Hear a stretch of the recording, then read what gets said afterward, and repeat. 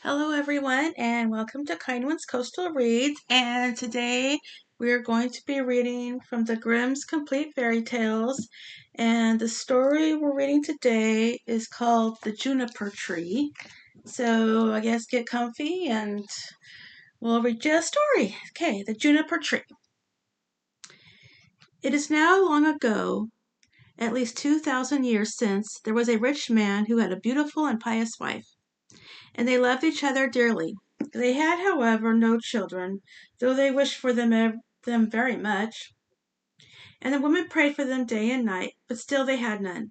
Now there was a courtyard in front of their house in which was a juniper tree, and one day in winter the woman was standing beneath it, paring herself an apple. And while she was paring herself the apple, she cut her finger, and the blood fell on the snow. "Ah!" said the woman, and sighed heavily, and looked at the blood before her, and was most unhappy. "Ah, if I had but a child as red as blood and as white as snow!" And while she thus spoke, she became quite happy in her mind, and felt just as if that were going to happen. Then she went into the house, and a month went by, and the snow was gone, and 2 months, and then everything was green, and 3 months, and then all the flowers came out of the earth, and 4 months, and then all the trees in the wood grew thicker, and the green branches were all closely entwined, and the birds sang until the wood resounded, and the blossoms fell from the trees. Then the 5th month passed away, and she stood under the juniper tree, which smelled so sweetly that her heart leapt, and she fell on her knees, and was beside herself with joy. And when the 6th month was over, the fruit was large and fine, and then she was quite still. And the 7th month she snatched at the juniper berries, and ate them greedily. Then she grew sick and sorrowful.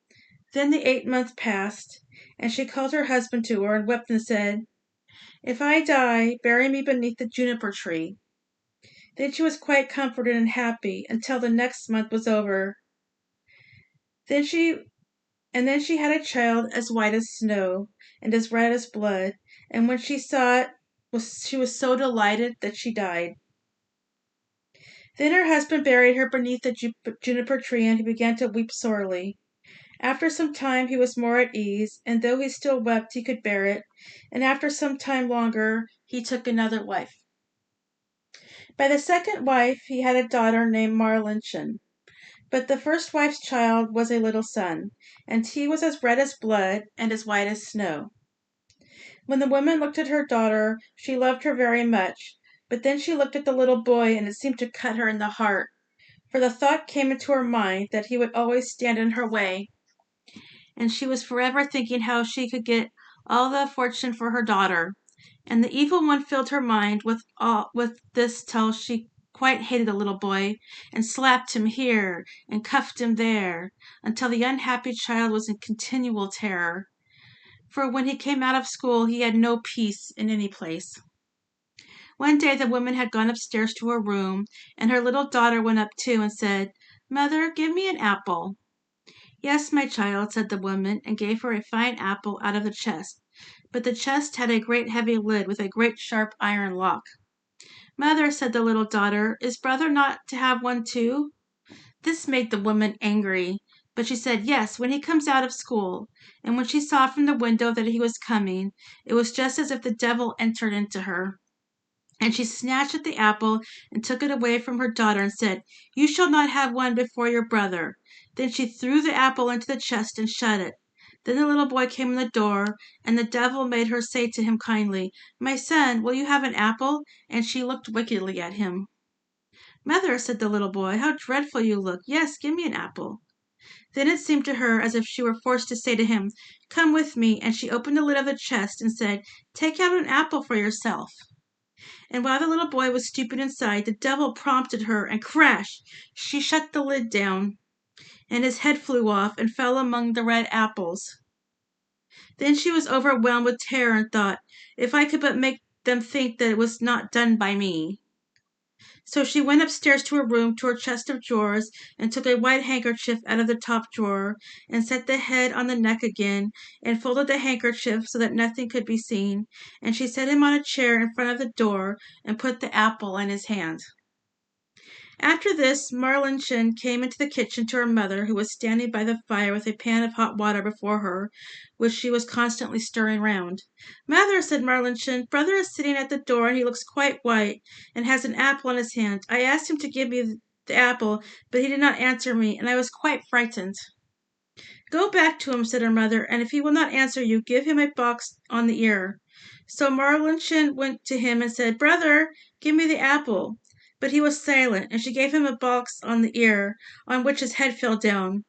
Marlinchen was terrified, and began crying and screaming, and ran to her mother and said, "Alas, mother, I have knocked my brother's head off." And she wept and could not be comforted. "Marlinchen," said the mother, "what have you done? But be quiet, and let no one know it. Cannot be helped now. We will make him into black puddings." Then the mother took the little boy, and chopped him in pieces, put him into the pan, and made him into black puddings. But Marlinchen stood by weeping, and all her terrors fell into the pan, and there was no need of any salt. Then the father came home, sat down to dinner, and said, "But where is my son?" And the mother served up the great dish of black puddings, and Marlinchen wept and could not leave off.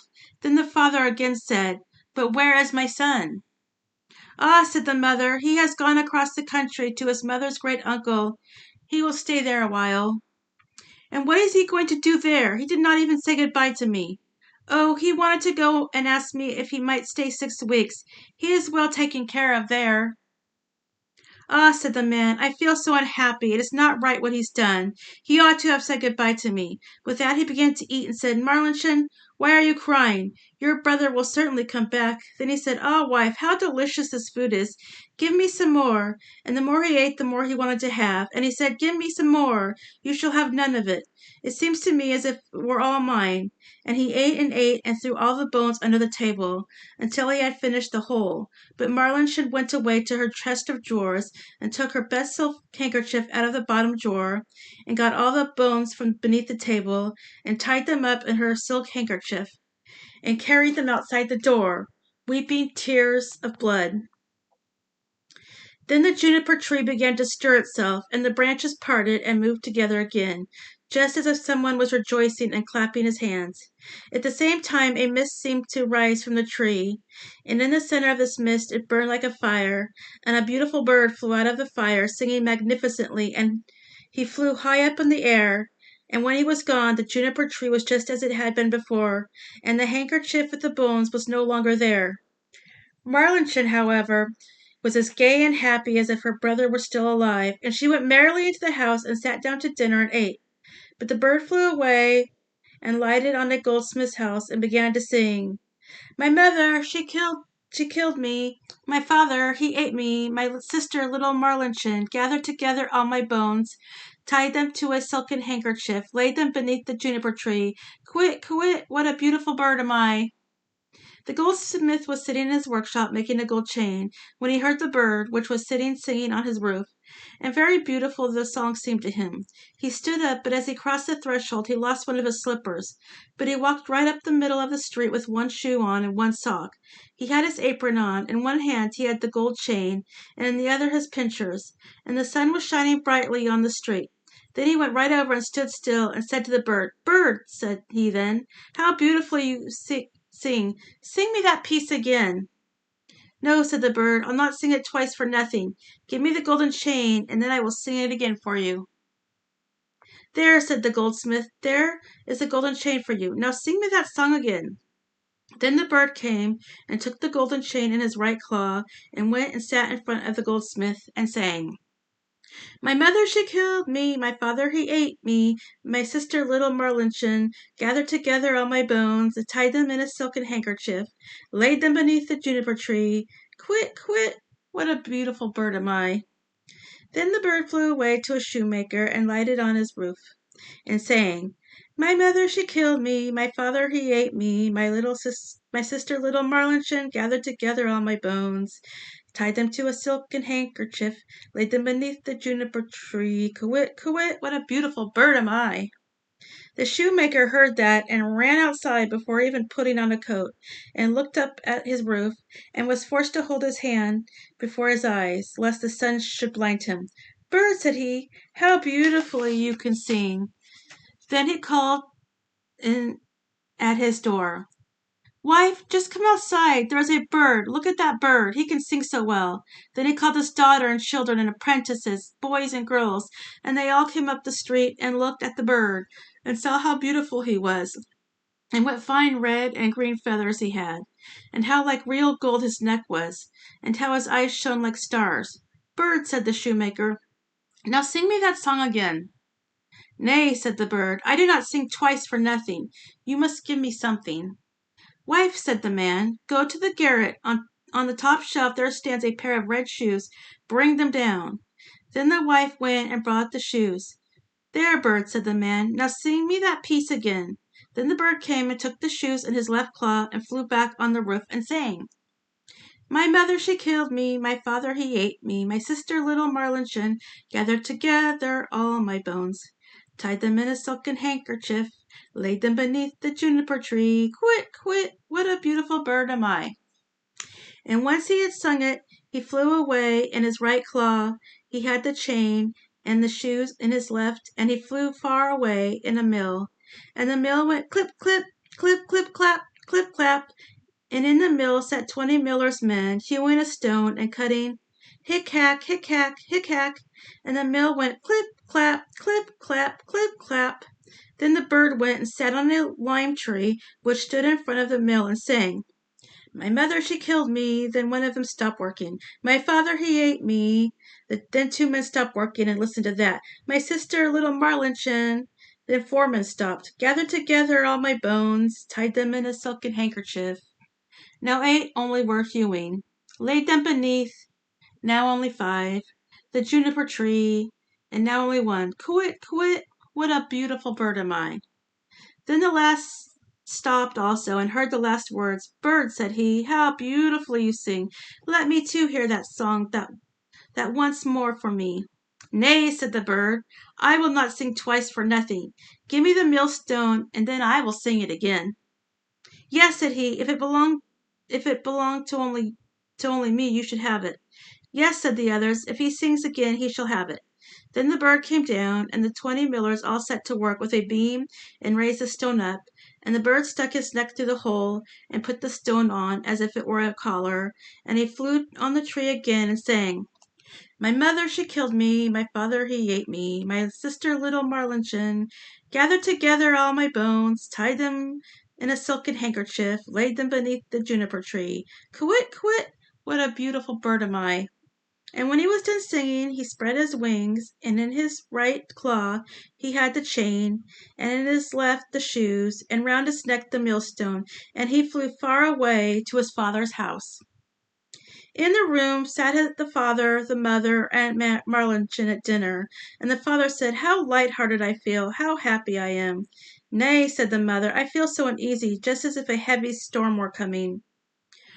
Marlinchen, however, sat weeping and weeping, and then came the bird flying, and as it seated itself on the roof, the father said, ah, I feel so truly happy, and the sun is shining so beautifully outside. I feel just as if I were about to see some old friend again. Nay, said the woman, I feel so anxious, my teeth chatter, and I seem to have fire in my veins. And she tore her bodice open, but Marlinchen sat in a corner crying, and held her apron over her eyes and cried till it was quite wet. Then the bird sat on the juniper tree and sang. My mother she killed me. Then the mother plugged her ears and shut her eyes and would not see or hear. But there was a roaring in her ears like the most violent storm, and her eyes burned and flashed like lightning. My father he ate me. Ah, mother, says the man. That is a beautiful bird. He sings so splendidly, and the sun shines so warm, and there's a smell just like cinnamon. My sister, little Marlinchen. Then Marlinchen laid her head on her knees and wept without ceasing. But the man said, I am going out. I must see the bird quite closer. Oh, don't go, said the woman. I feel as if the whole house were shaking and on fire. But the man went out and looked at the bird. Gathered together all my bones, tied them to a silken handkerchief, laid them beneath the juniper tree. Quit, quit, what a beautiful bird am I.